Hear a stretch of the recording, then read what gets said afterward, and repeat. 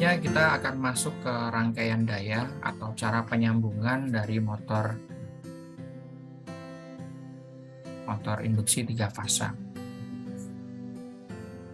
Di video tadi kita sudah memahami bahwa motor AC 3 fasa secara umum prinsip kerjanya seperti itu, membutuhkan listrik 3 fas. Nah, secara teknis rangkaian dayanya ada 2 jenis rangkaian motor listrik 3 fas. Yang pertama adalah rangkaian menggunakan bintang atau hubungan bintang. Secara sederhana, motor listrik 3 fas kita ketahui tadi memiliki 3 buah belitan ya. Tadi di video tadi ada 3 buah belitan. Di sini saya beri contoh belitan, ada di belitan yang U sebelah sini, sebelah kiri. Ini adalah belitan U. Kemudian ada belitan V dan ada belitan W. Kondisi dari belitan ini awalnya terpisah ketiga-tiganya. Kalau mau menghasilkan hubungan bintang, 3 belitan ini kita sambungkan menjadi satu pada bagian ujung dari U adalah U2. U1 nanti akan disambungkan ke line 1 atau fasa 1. V1 akan disambungkan ke L2 atau line 2 atau fasa 2. Sedangkan ini harusnya W1 ya, bukan W2. W1 itu akan disambungkan ke L3 atau line ketiga atau fasa 3. Sedangkan ujung lain dari kumparan itu digabungkan semua. Digabungkan seperti ini. Nah, yang seperti ini disebutnya dengan hubungan bintang.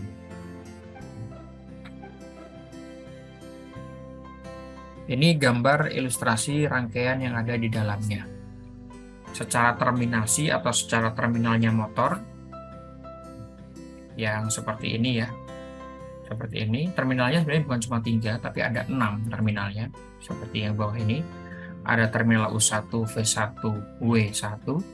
Ini untuk disambungkan ke RST atau sumber listrik 3 fasa kita.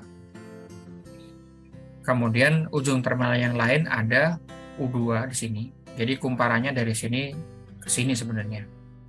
U2. Kemudian ada V2, kumparannya dari sini ke sini. Ini ujungnya digeser satu kotak ya.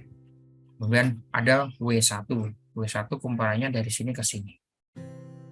Ini cara peletakan gambarnya saja. Karena dia digabung secara rangkaian, maka di sini yang terminalnya sini kita gabung. W2, U2, dan V2 kita gabung menjadi satu. Nah, karakteristik dari rangkaian bintang atau rangkaian star atau rangkaian Y, kita bisa perhatikan di sini. Tegangan line to line atau tegangan dari fasa 1 ke fasa 2 yang kalau di kita umumnya tegangannya adalah 380 volt.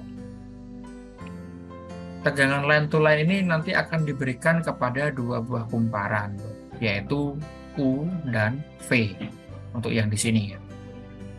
Kalau di line 2-3 akan diberikan kepada V dan W dan seterusnya. Sehingga tegangan jatuh yang ada pada kumparan U di sini atau kumparan V itu tidak 380 volt. Di sini line to line-nya kan 380 ya. Tapi disambungkan ke kumparan U dan kumparan V. Sehingga tegangannya tidak full 380, tapi akan dibagi untuk 2 kumparan ini. Bagaimana pembagiannya? Bukan dibagi 2 langsung, tapi karena sifat dari perbedaan fasanya itu, tegangan 380 itu nanti akan diserap oleh windingnya atau oleh belitannya akar 3 kali UW.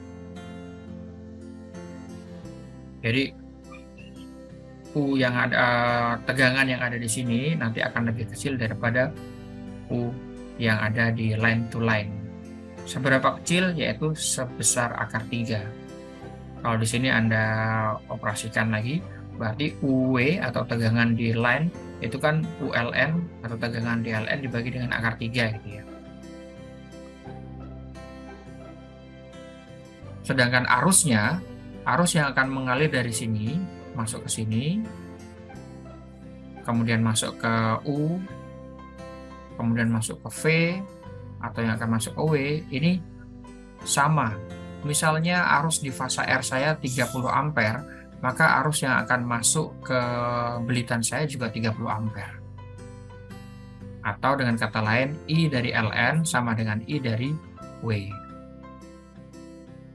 Nah, kalau kita belajar motor listrik secara detail, U yang besar akan memiliki torsi atau kemampuan menggerakkan rotor yang kuat.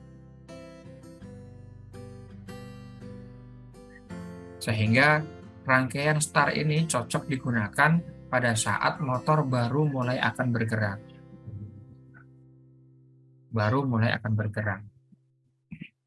Bagaimana rangkaiannya? Ini adalah rangkaian daya secara terminasi atau konsepnya. Sedangkan yang sebelah kanan ini adalah secara wiring diagramnya. Dari line 1, 2, dan 3 buah fasa ini akan masuk ke MCB atau miniatur circuit breaker sebagai pengaman. Kalau ada beban yang berlebih atau arus yang berlebih, maka nanti di sini akan terputus. Kemudian ada 3 buah saklar atau 3 buah switch yang akan menyambungkan ke motor. Karena L1, L2, dan L3 itu harus secara bersamaan masuk ke motor sehingga motor bisa berputar. Kalau mereka tidak masuk secara bersamaan, motor ini tidak bisa berputar dengan sempurna. Misalnya kita mau mengganti 3 buah switch ini dengan saklar manual ya, kita pencet ini, lalu pencet ini. Nah, nanti motornya yang akan nggak benar mutarnya. Kemungkinan juga bisa jadi akan rusak. Maka kita perlu memiliki sebuah switch yang isinya 3, yang kalau kita perintahin dia langsung bisa nutup semua. Kalau perintah on, langsung dia nutup semua. Kalau perintah off, dia mutusin semua. Nah, switch ini nanti kita akan minta bantuan atau menambahkan komponen yang disebutnya dengan kontaktor. Fungsi dari kontaktor itu adalah menyambungkan daya dari line untuk masuk ke motor listrik 3 pas. Dengan melakukan switching ini di switch 1, 2, dan 3. Kontaktor diaktifkan dengan magnet untuk switchingnya. Nanti magnetnya diaktifkan oleh sinyal listrik yang lain. Kontaktor ada 2 bagian utama. Bagian yang pertama adalah yang ini, kotak ini, namanya koil atau kumparan. Sedangkan kontak-kontak ini adalah bagian besar yang kedua, yaitu kontak. Garis putus-putus ini menandakan bahwa kontak-kontak yang ada di sini dikendalikan oleh koil yang ada di sini. A1 dan A2 adalah terminal atau tempat menyambung dari koil untuk masuk ke sinyal listrik. Begitu sinyal listrik dimasukkan ke sini, timbul magnet, kontak-kontak ini bisa ditarik. Begitu ini ditarik, arus akan masuk ke sini, sini, dan sini. Pada saat ini diputus sinyalnya dari A1, A2 dari sumber listrik, magnetnya hilang, maka ini akan kembali ke posisi semula. Itu adalah fungsi atau kerja utama dari kontaktor.